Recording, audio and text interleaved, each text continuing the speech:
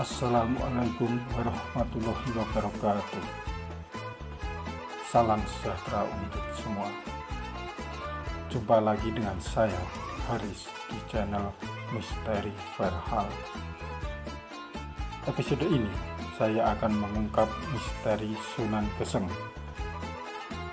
Murid Sunan Kalijogo ini memiliki makam terbanyak dibandingkan Sunan yang lain. Makamnya tersebar di sejumlah wilayah, dari Jawa Tengah, Yogyakarta, hingga Jawa Timur.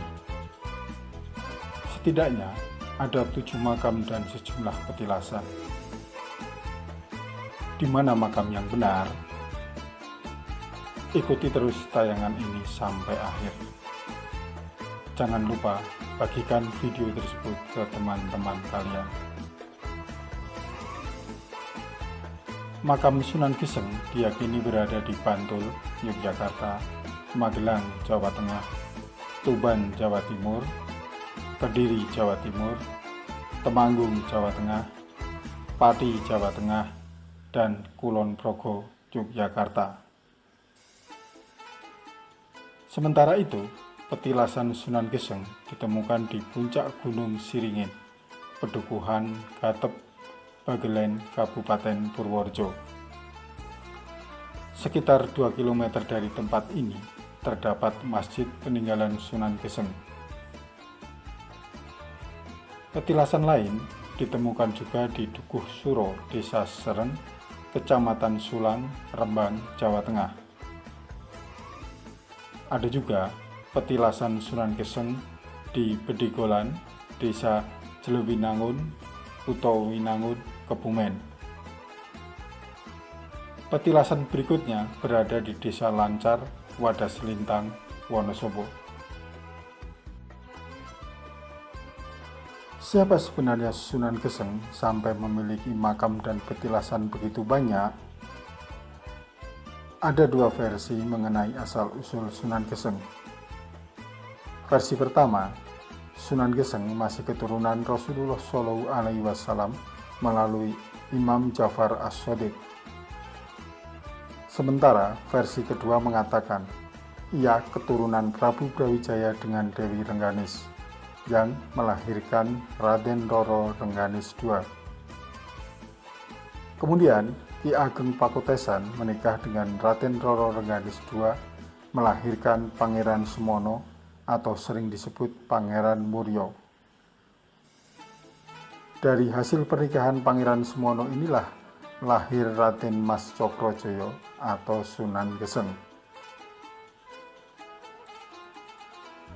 Berdasarkan babat Tanah Jawi, pertemuan Raden Mas Cokrojoyo dengan Sunan Kalijogo terjadi saat Sunan melakukan perjalanan syiar ke daerah Bagelen, Purworejo.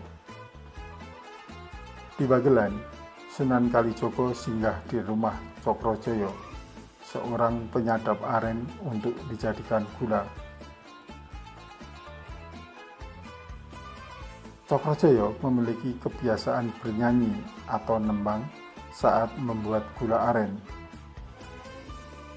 Mendengar suara Cokrojoyo, Sunan Kalijogo takjub. Kemudian ia memanggil Cokrojoyo. Sunan bertanya mengenai hasil penjualan dari gula aren tersebut. Cokrojoyo pun menjawab bahwa hasil gulanya bisa digunakan untuk fakir miskin.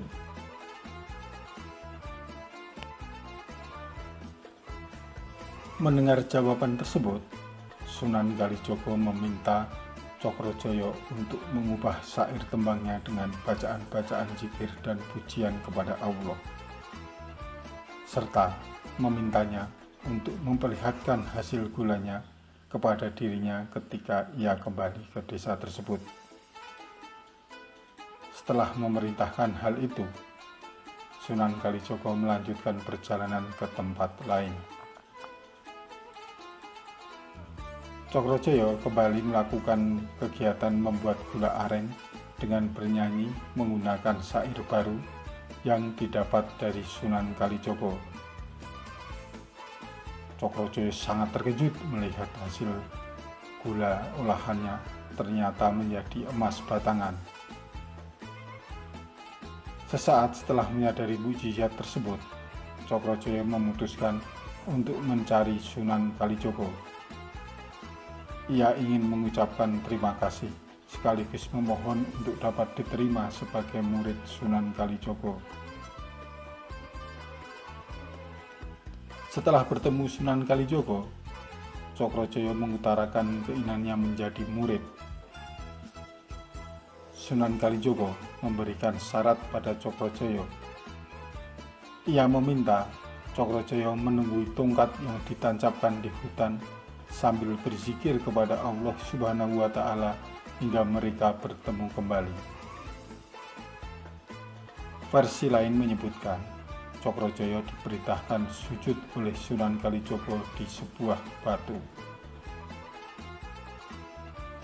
Setelah sekian lama, tempat di mana Cokrojoyo berzikir sambil menunggu tongkat Sunan Kalijogo telah ditumbuhi ilalang. Sunan Kalijogo yang datang ke lokasi tersebut tak bisa menemukan sang murid. Ilalang tumbuh di mana-mana. Karena tak juga ketemu Cokrojoyo, Sunan Kalijogo meminta muridnya untuk membakar ilalang lebat itu agar memudahkan pencarian. Setelah dibakar, lembah yang semula penuh dengan ilalang itu menjadi terang benderang dan tampaklah Cokrojoyo. Sekalipun api membakar ilalang di sekelilingnya, tubuh Cokrojoyo dan tongkat sang Sunan tak terbakar sedikit pun.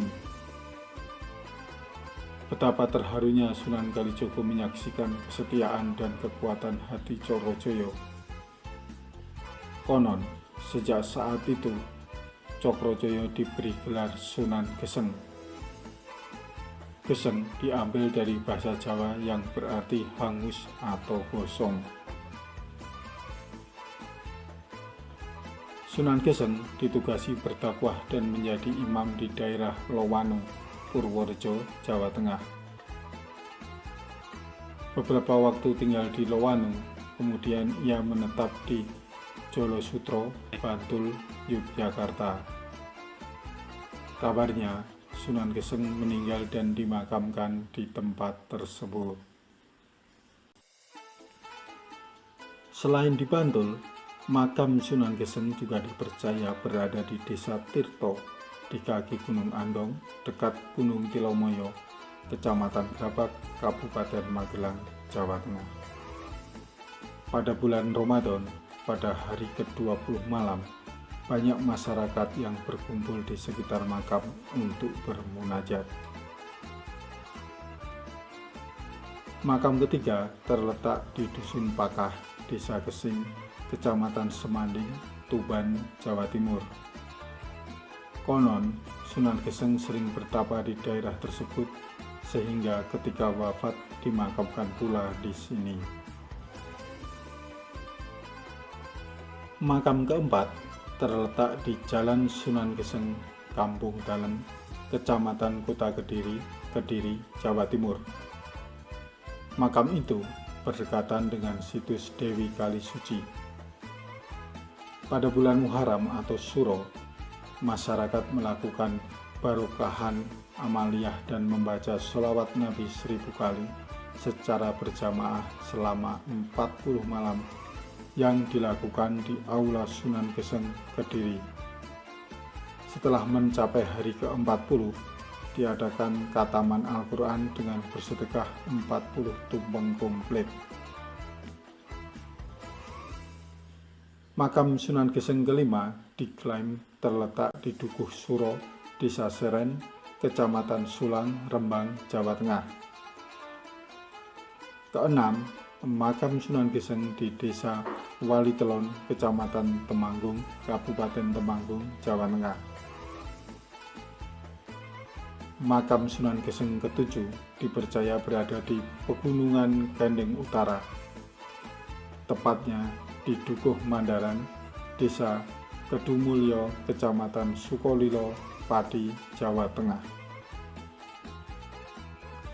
Soal petilasan, Sunan Geseng memiliki sejumlah tempat. Ada yang terletak di puncak Gunung Siringin, Pedukuhan Gatep, Bagelen, Purworejo. Sekitar 2 km dari petilasan ini terdapat Masjid Sunan Geseng. Petilasan lain berada di Badigolan, Desa Jlegiwinangun, Kutha Winangun, Kebumen. Ada juga petilasan Sunan Geseng di Desa Lancar, Wadaslintang, Wonosobo. Selain itu, ada petilasan di Dusun Trenggiling, Desa Gumelem, Kecamatan Susuan, Banjarnegara, Jawa Tengah. Mengenai makam ganda Sunan Geseng ini, mana yang benar? Sulit menjawab pertanyaan tersebut karena memang tidak ada data valid mengenai hal itu. Makam tua ini jauh sudah ada sebelum Indonesia merdeka. Kuburan ganda yang disakralkan ini biasanya berupa makam sesungguhnya dari sang sunan atau wali. Petilasan sang sunan bisa berupa gapuro atau masjid, serta tempat bersemedi atau bersujud. Banyaknya makam dan petilasan Sunan Geseng menunjukkan jika semasa hidupnya ia melakukan syiar dan dakwah di sejumlah daerah dari Jawa Tengah hingga Jawa Timur. Demikian sejarah makam ganda Sunan Geseng. Ikuti terus channel Misteri Verhal untuk mendengarkan kisah dan sejarah Wali Songo selama bulan Ramadan ini. Sampai jumpa. Wassalamualaikum warahmatullahi wabarakatuh.